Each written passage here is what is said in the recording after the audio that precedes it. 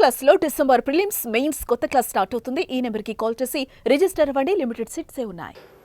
Sir 2 తారీఖు వాళ్ళు application పెట్టుకుంటే 3 తారీఖు పోలీసులు తిరస్కరించారు. 4 తారీఖు హీరో కానీ హీరోయిన్ కానీ సినిమా ప్రొడ్యూసర్స్ కానీ ఎవరు థియేటర్ రావడానికి వీల్లేదు. ఈ థియేటర్లో మేము సెక్యూరిటీ ఇవ్వలేము. ఈ థియేటర్కు ఉన్నది ఒకటే దారి.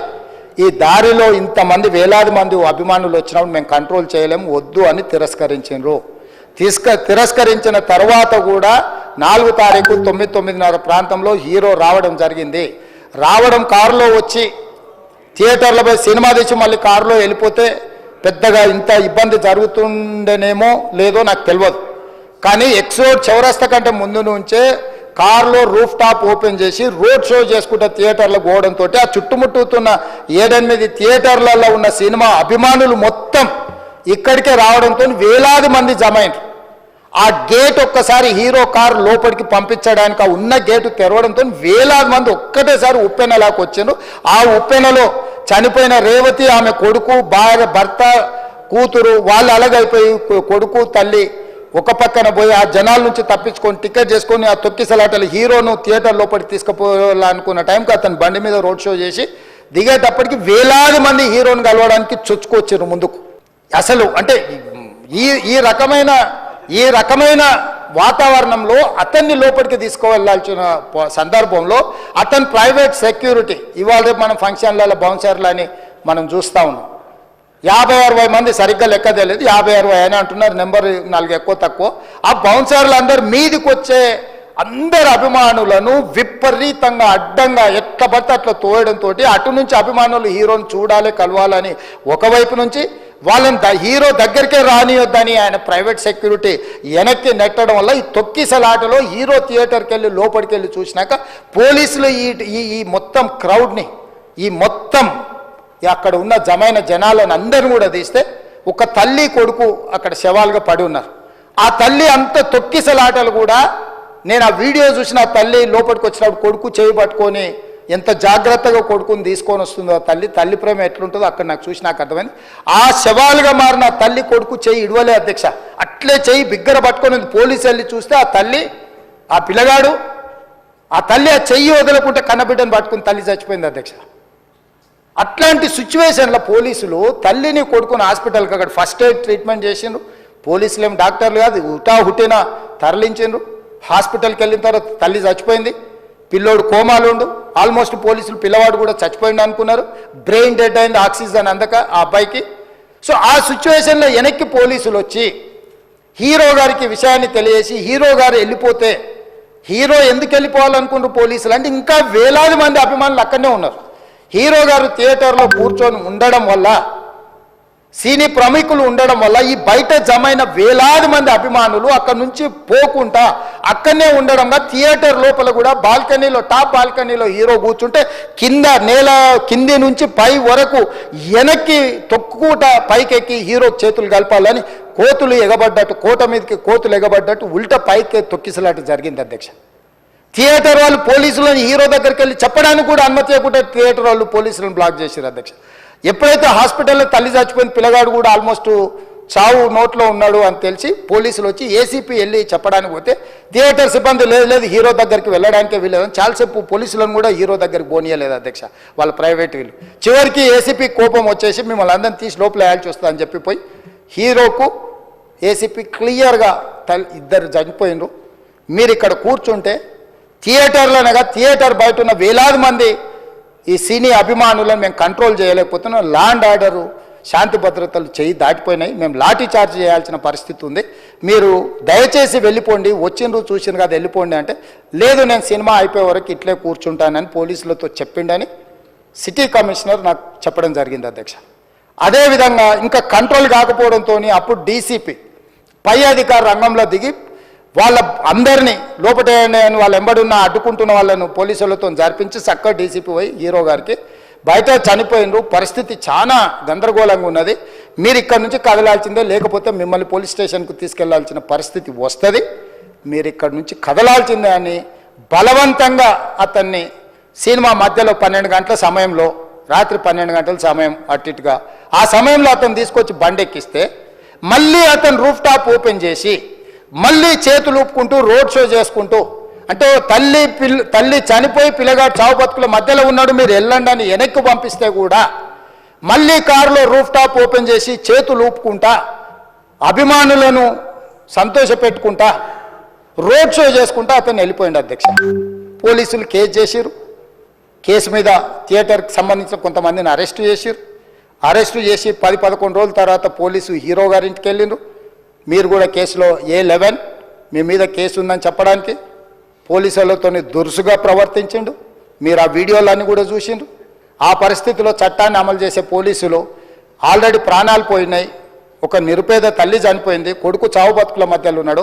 ఆ రోజు కోర్టుల కేసులు కూడా వస్తున్నాయి. కోర్టుకు కూడా మీరు విచారణలు ఏం చేసిండ్రని కోర్టుకు కూడా పోలీసులు జవాబు చెప్పాల్సిన పరిస్థితి ఉండే అధ్యక్ష.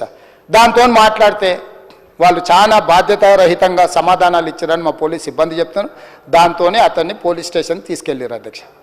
ఇక్కడి వరకు ఒక హీరో, ఒక థియేటర్లో జరిగిన సంఘటనలు, వీటన్నిటి నేపథ్యంలో పోలీసులు వాళ్ళ విధి నిర్వహణ నిర్వహించారు అధ్యక్ష. ఎప్పుడైతే అతను పోలీస్ స్టేషన్కు తీసుకెళ్ళిరో కొన్ని రాజకీయ పార్టీలు పైశాచికంగా ఎంత నీచంగా నన్ను తిట్టుకుంటా పోస్టులు పెట్టినరంటే, అంటే తెలంగాణ समाजంలో मलकपेट बलाला साहब के कॉन्स्टिट्यूंसी के वोटर है, उन लोग मलकपेट के छोटे नौकरी, उसका नौकरी अकबर साहब वो 30,000 नौकरी करता है, उसके परिवार में कोई कमाई नहीं है, एक टिकट 3,000 रुपये में खरीदा, वो बच्चा उनका फैन है बोल के उनके परिवार 12,000 रुपये रखकर 4 टिकट खरीद के पिक्चर को गए. 30,000 महीने को कमाने वाले నెలకు 30,000 జీతంతో పనిచేసి ఒక ప్రైవేటు చిన్న దాంట్లో ఉద్యోగం చేసుకునే తండ్రి తన కొడుకు ఆయన అభిమానాన్ని కుటుంబము 12,000 రూపాయలు 3,000కు ఒక టికెట్ 12,000 రూపాయలు పెట్టి సినిమా థియేటర్కి వెళ్తే థియేటర్లో చనిపోయిన 11వ రోజు వరకు వీళ్ళు ఎవరు హీరో కానీ ప్రొడ్యూసర్ కానీ ఎవరు కానీ ఆ కుటుంబాన్ని చనిపోయిన కుటుంబాన్ని కానీ హాస్పిటల్లో చావు బతుకుల మధ్యలో ఉన్న పిల్లవాడిని పరామర్శించడానికి కూడా పోలేదు అధ్యక్ష. ఇది ఏ రకమైన మానవత్వం అధ్యక్ష? నాకు అర్థం కాలే. ఇలాంటి మానవత్వం లేకుండా వ్యవహరించిన వాళ్ళను పోలీసులు విధి నిర్వహణలో భాగంగా పోలీస్ స్టేషన్కు తీసుకెళ్తే ఒక ఆయన ట్విట్టర్లో పెడతాడు అడ్డగోలుగా 10 ఏళ్ళు మంత్రి చేసి ఉద్యమాలు చేసినామని చెప్పుకునేటోళ్ళు, ఉద్యమాల సమయంలో సినిమా షూటింగ్లో జరగొద్దని దాడులు చేసిన వ్యక్తులు ఇవాళ అతను భగవత్ స్వరూపుడు, అసలు అతన్ని పోలీసులు ముట్టుకుంటారా? అసలు ఈ రాష్ట్రం ఏమైపోతుంది? రాష్ట్రం ఉంటుందా? ఈ రకంగా రాజకీయ పార్టీలు అధ్యక్ష, రాజకీయ పార్టీలు ప్రజాప్రతినిధులుగా చనిపోయిన ప్రాణాల విలువ లేకుండా చావుకు కారణమైన ప్రత్యక్షంగా పరోక్షంగా అయిన వాళ్ళని పోలీస్ స్టేషన్కు విచారించడానికి పిలిస్తే కూడా అది కూడా తప్పుపట్టి ప్రభుత్వాన్ని బద్నాం చేయాలి, ముఖ్యమంత్రిని తిట్టాలని ఎంత నీచమైన భాష వాడింది అధ్యక్ష. యూట్యూబ్లలో మీరు చూడండి.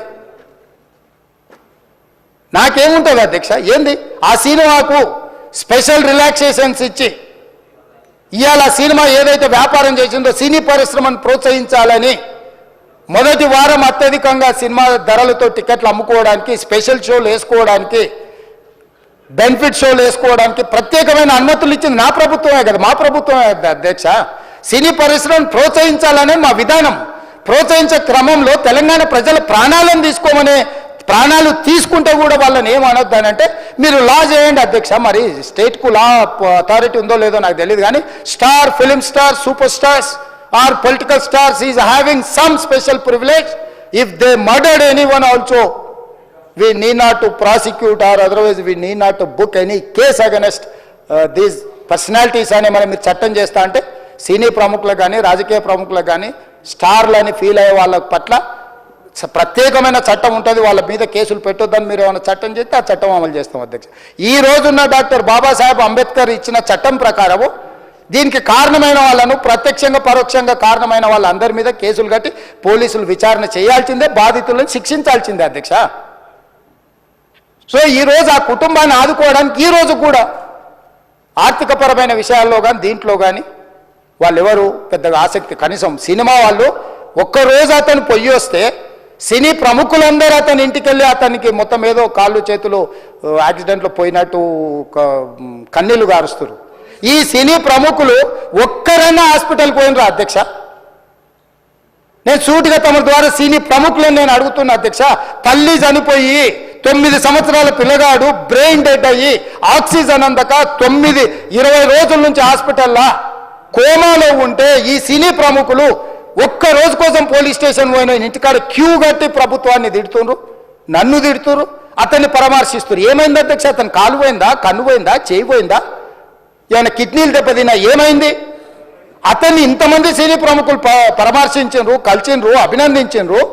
కానీ ఆ పిల్లగాన్ని కనీసమన్నా పరామర్శించడానికి సినీ ప్రముఖులు ముందుకు రాలేదంటే సినిమా